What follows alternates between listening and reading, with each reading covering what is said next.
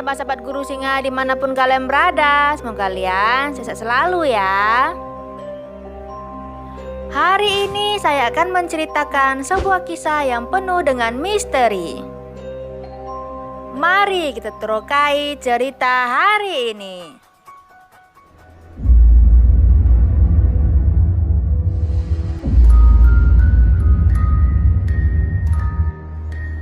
Kasus pembunuhan wanita warga negara Mongolia Altantuya Saribu kembali mencuri perhatian.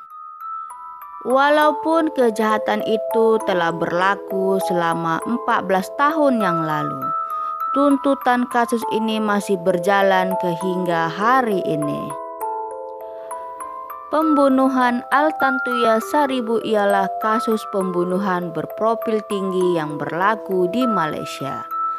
Dalam kasus ini, seorang rakyat Mongolia bernama Altantuya Saribu dibunuh secara kejam di kawasan berdekatan Shah Alam, Selangor, Malaysia. 6 orang ditahan dan disiasat berhubungan dengan kejadian ini. Kasus ini berprofil tinggi karena ia melibatkan Abdul Razak Baginda, seorang yang dekat dengan bekas Perdana Menteri Malaysia, yaitu Datuk Seri Najib Tun Razak. Kasus ini juga melibatkan 2 orang anggota unit tindakan khas, Chief Inspektur Ajila dan Kopral Sirul. Lalu siapakah Altantuya Saribu ini?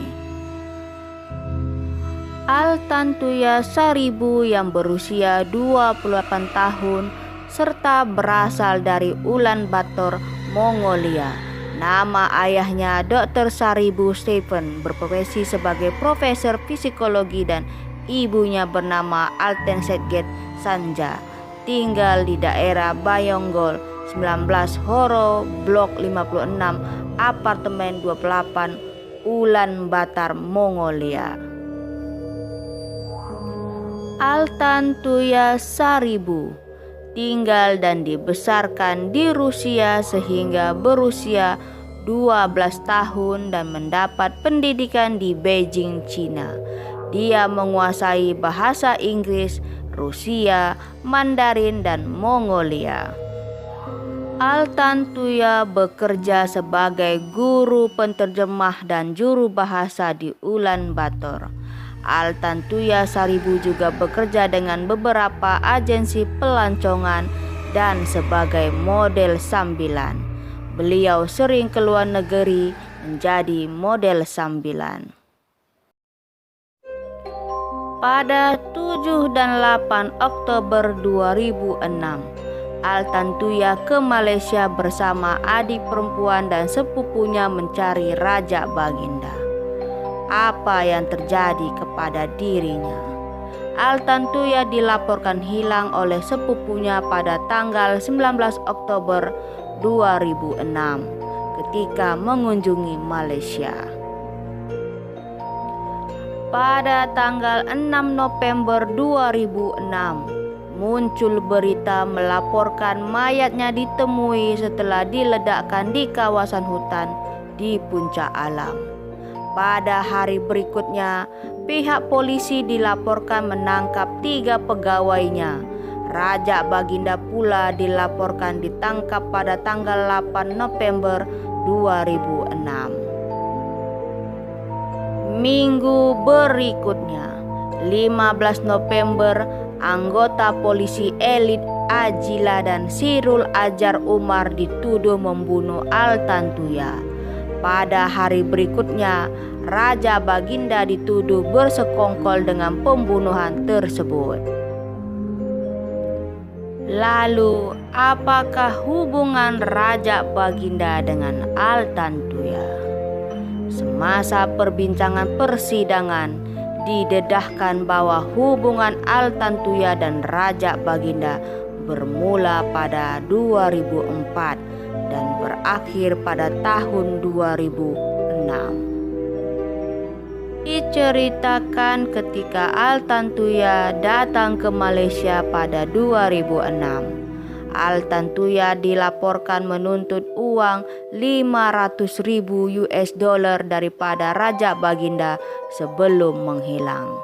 Namun dalam laporan polisi yang dibuat Altantuya beberapa jam sebelum dibunuh, dia memberitahu polisi untuk mencari Raja Baginda jika sesuatu berlaku kepada dirinya. Lalu kemanakah Altantuya menghilang? Abdul Raja Baginda dikatakan mempunyai hubungan intim dan sulit dengan Altantuya. Abdul Raja Baginda dikatakan adalah seorang penganalisis politik yang begitu terkenal di Malaysia dan di peringkat antar bangsa. Raja Baginda yang berumur 46 tahun yang menjadi ketua institusi pemikiran tempatan ditahan selama 5 hari karena menculik dan berniat mengurung Altantuya. Jika terbukti kesalahan mengikuti Seksyen 365 Kanun Kesiksaan, beliau boleh dipenjara sehingga 7 tahun dan dikenakan denda. Rumah Raja Baginda di Bukit Bandaraya dan di Damansara Heights digeledah oleh pihak polisi bagi mendapatkan sembarang maklumat bukti. Paspor, laptop, komputer pribadi dan beberapa barangan pribadi lainnya telah diambil untuk dianalisis. Dilaporkan Altantuya sempat datang ke rumah Raja Baginda pada tanggal 17 Oktober 2006 dan membuat keributan di luar rumah tersebut. Ia menjerit-jerit menyuruh Raja Baginda untuk keluar. Altantuya telah menuntut 500.000 US dollar dan 3 tiket penerbangan ke Mongolia daripada Abdul Raja Baginda. Namun sayang sekali Abdul Raja Baginda tidak keluar rumah. Lalu Raja Baginda menelepon Bala Subramaniam, seorang polisi yang menjaga rumah tersebut, untuk mengalihkan perhatian Altantuya sambil menunggu 2 orang anggotanya datang untuk menguruskan Altantuya. Ketika kejadian tersebut, Abdul Raja Baginda tiada di rumah karena telah keluar berbuka puasa dan meminta supaya Bala Subramaniam mengawasi rumahnya dengan arahan dia hendak menghantar SMS jika Altantuya datang ke rumahnya. Kemudian pada tanggal 19 Oktober 2006 sekitar pukul 7.20 malam, Altantuya dan 2 orang teman wanitanya melintasi rumah Abdul Raja di Damansara. Altantuya datang dengan taksi tetapi tidak berhenti. Bala Subramaniam yang berkawal di rumah Abdul Raja telah menelepon Abdul Raja mengatakan peristiwa tersebut. Setengah jam kemudian, tepatnya pukul 8 malam, Altantuya datang semula dengan taksi seorang diri tanpa 2 orang teman wanita lainnya. Altantuya telah bercerita dengan Bala Subramaniam tentang nasib malangnya. Abangnya menyuruhnya agar mengancam Abdul Raja, kononnya bagi menebus apartemen di Mongolia yang dipertaruhkan dalam perjudian. Ibunya mengidap penyakit barah dan terlantar di hospital. Altantuya memberitahu dia tiada uang untuk membayar bil-bil penginapan di Hotel Malaya. Kemudian datanglah 2 orang yang ditunggu-tunggu Bala Subramaniam, yaitu Ajila Hadri dan Sirul Ajar. Mereka adalah 2 orang polisi, namun berpakaian biasa, membawa Altantuya pergi dengan mobil Proton Wira merah. Oleh kedua-dua anggota polisi tersebut, Altantuya dibawa bersiar-siar ataupun keluar dari kawasan tersebut. Pada tanggal 20 Oktober 2006, tepatnya pukul 2 hingga 3 petang, Bala Subramaniam menemui Abdul Raja di kantornya. Bala Subramaniam bertanya kepada Abdul Razak di mana Altantuya ditahan, tapi dia tanya balik seolah-olah mereka tidak mengetahui di mana Altantuya ditahan. Bala Subramaniam meneka Altantuya mungkin ditahan di balai polisi Travers atau penjara cawangan khas di Jalan Ipoh. Pada tanggal 20 Oktober 2006 jam 11 malam, Eng Chong Beng, Urituya Galorci dan Namira Garelma datang ke rumah Abdul Razak di Damansara dan menjerit-jerit Altantuya dikurung dalam rumah. Bebaskan Altantuya. Kemudian seorang inspektur polisi telah datang setelah Eng menelepon polisi dan melaporkan misteri kehilangan Altantuya. 21 ataupun 22 Oktober 2006, Abdul Razak menghubungi Bala Subramaniam untuk membuat laporan polisi di Balai Polis Brickfield.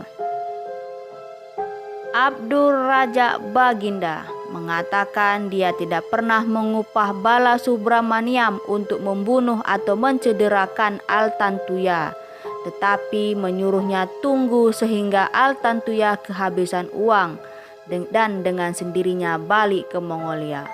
Malahan Abdul Razak tidak mahu sembarang perkara tidak diinginkan berlaku kepada Altantuya. Abdul Razak Baginda memberitahu Bala Subramaniam bahwa ia akan ke Hong Kong pada 24 Oktober 2006. Berangkatan Abdul Razak Baginda tersebut bertepatan dengan Hari Raya Idul Fitri pertama. Bersama anaknya Ruwina Abdul Razak dan istrinya Maslinda Makjan akan ke London pada 25 Oktober 2006 pada hari raya kedua. Lantaran itu, Abdul Razak merasakan laporan polisi tidak perlu karena akan membuat dirinya terganggu dalam rancangannya pergi berlibur ke luar negeri. Tidak lama setelah itu, perkhidmatan Bala Subramaniam ditamatkan secara tiba-tiba oleh Abdul Razak Baginda karena Suras Kumar atau pembantu Bala Subramaniam terlalu dekat dan rapat dengan Altantuya dan dua orang kawannya. Abdul Razak juga memberitahu Bala Subramaniam nomor kamar Hotel Malaya tempat Altantuya menginap. Pada 1 November 2006, Bala Subramaniam dipanggil oleh kantor pusat polisi kontijen Kuala Lumpur untuk sesi berbaris dan diberitahu tentang pembunuhan Altantuya. Setelah itu, Bala Subramaniam memaklumkan kepada Abdul Razak bahwa Altantuya telah dibunuh walaupun tugasnya telah ditamatkan pada 26 Oktober 2006. Kemudian Abdul Razak Baginda menghantar bukti ancaman SMS daripada Ami, saudara Altantuya, kepada dirinya yang mengancam keselamatan diri Abdul Razak. Antara 26 Oktober 2006 hingga 7 November 2006, Bala Subramaniam menelepon Abdul Razak beberapa kali berhubungan tentang kasus Altantuya. Tetapi Abdul Razak menyatakan dia sendiri tidak mengetahui tentang Altantuya di mana ataupun siapa yang membunuhnya. Setelah itu, Bala Subramaniam telah ditangkap untuk kali kedua 3 hari dan 7 hari oleh Mahkamah Magistrat bagi membantu siasatan tentang pembunuhan Altantuya. Ternyata Altantuya telah dibunuh menggunakan bom hingga berkeping-keping. Bahkan bisa dikatakan seperti Abu oleh Ajilah dan Sirul Azhar, 2 orang polisi suruhan seseorang. Hal itu dilakukan untuk menghilangkan barang bukti dari TKP.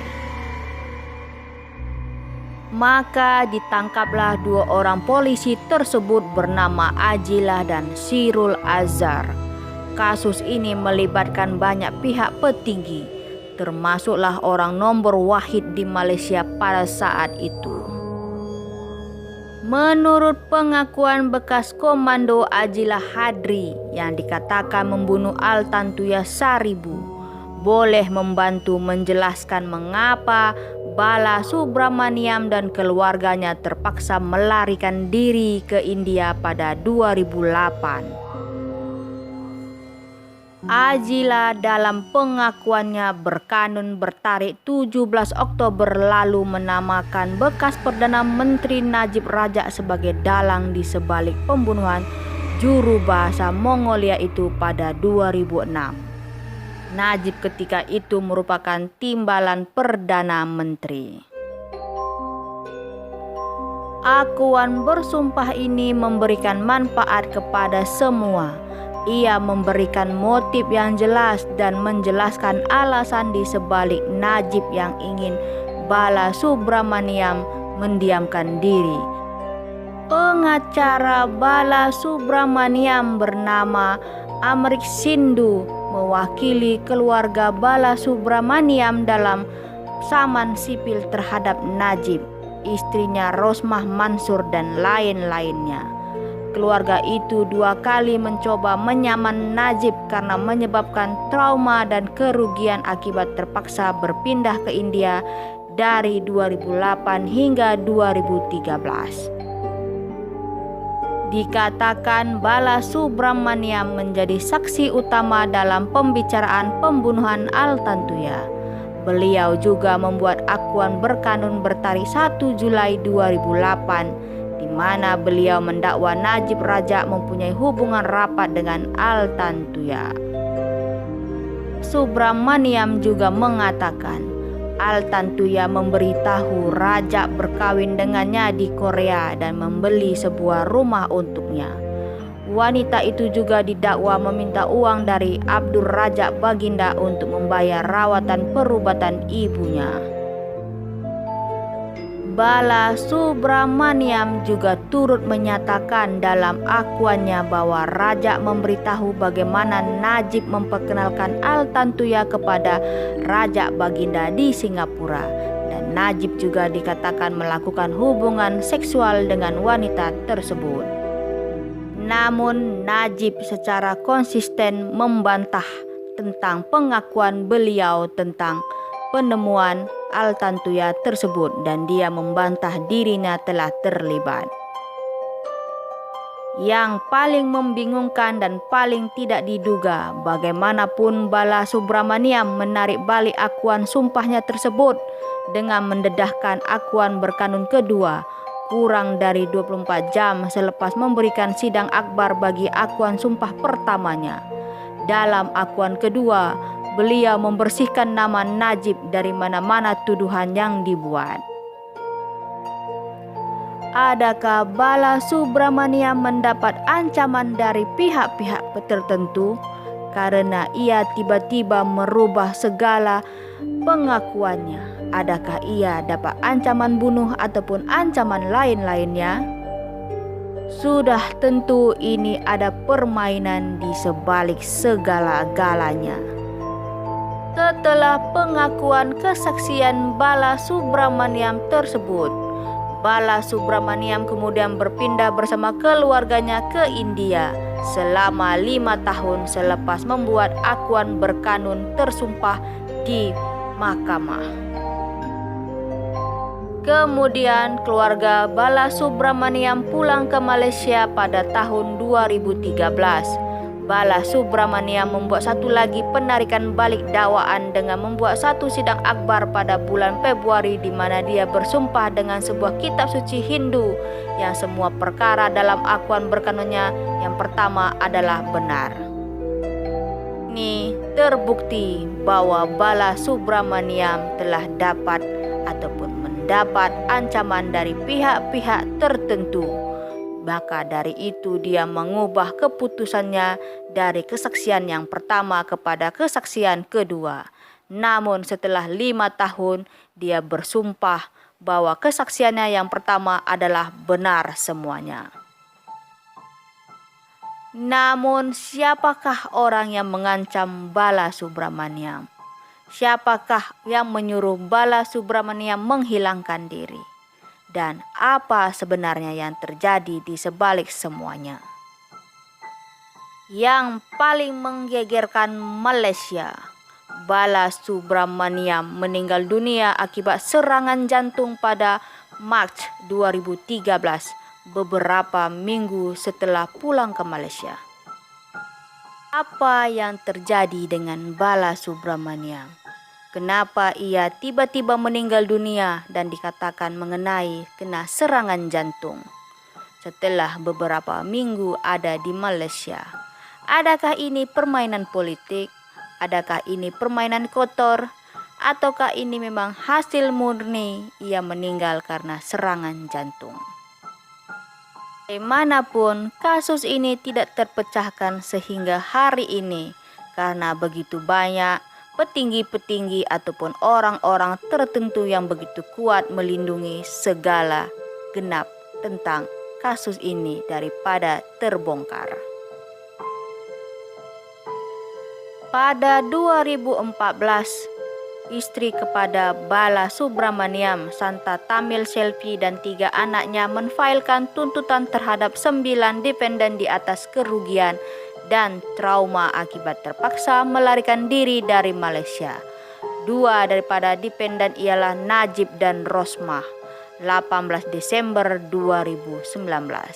Najib dan Rosmah ini adalah mantan Perdana Menteri Malaysia dan istrinya.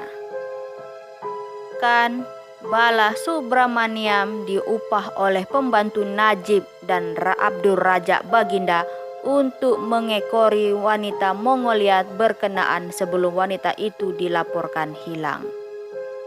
Pada 13 Januari 2015, kasus ini ditamatkan dengan Mahkamah Persekutuan menjatuhkan hukuman mati ke atas 2 anggota unit tindakan khas, Chief Inspektur Ajilah bin Hadri dan Kopral Sirul Ajar Umar, karena didapati bersalah terhadap pembunuhan wanita warga Mongolia bernama Altantuya Saribu. Walau bagaimanapun rayuan pada 23 Agustus 2013, Mahkamah rayuan melepaskan dan membebaskan Ajilah Sirul Ajar daripada pertuduhan membunuh Altantuya. Dengan akuan sumpah dari Ajilah Hadri, kasus perselingkuhan dan pembunuhan kejam yang sepatutnya ditutupi itu nampaknya akan dibuka semula. Semoga kasus ini berjalan lancar dan mendapatkan keadilan. Banyak lagi misteri akan terbongkar. Tidak saja Najib, ramai lagi akan muncul ke pengadilan. Setelah lebih 3 dekad, kisah Altantuya kembali bangkit dan terus mengacau ketenangan orang-orang yang terlibat. Sehingga hari ini, kasus ini masih berjalan dan belum menemukan titik terang untuk keadilan yang sebenarnya. Karena saya yakin ada orang yang terlibat ini hanyalah kambing hitam dari orang-orang yang benar-benar berkuasa. Karena mengingat bom yang digunakan untuk menghancurkan tubuh Altantuya itu bukan bom kaleng-kaleng, melainkan bom itu adalah bom khusus yang hanya boleh dikeluarkan atas perintah Perdana Menteri. Beberapa spekulasi mengatakan bahwa Rosmah, istri Perdana Menteri Malaysia lah yang melenyapkan Altantuya karena cemburu. Kita pun tidak tahu kebenarannya, adakah itu benar ataupun hanya isapan jempol belaka. Ada yang mengatakan Altantuya dilenyapkan karena terlalu banyak tahu rahasia negara. Ada yang menduga Altantuya ini agen rahasia Rusia. Dan ada yang mengatakan Altantuya simpanan Abdul Razak Baginda. Semuanya masih menjadi misteri, namun masyarakat kadung terlanjur percaya kabar yang beredar. Altantuya dilenyapkan karena cemburu buta. Bagaimana menurut kalian tentang kasus ini? Kalau ada info tambahan boleh komen di bawah. Jumpa lagi di lain waktu dan di lain cerita. Saya ucapkan terima kasih.